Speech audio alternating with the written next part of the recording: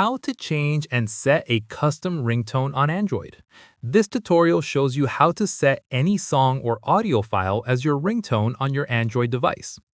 First, open your Android settings and tap on Sounds and Vibration. After that, tap on Ringtone to open the ringtone settings. From there, you will see a list of default ringtones available on your device. Tap on any one to preview it. At this point, if you want to set a custom audio file as your ringtone, tap on the plus icon or Add Ringtone option at the top of the list. In the next step, your file manager will open. Navigate to the audio file or song you want to use as your ringtone and tap on it. Following this, the audio file will now appear in your ringtone list. Tap on it to select it. Once done, tap on Save or Apply to confirm your new ringtone.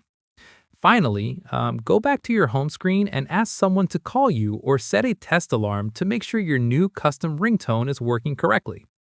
And that's it.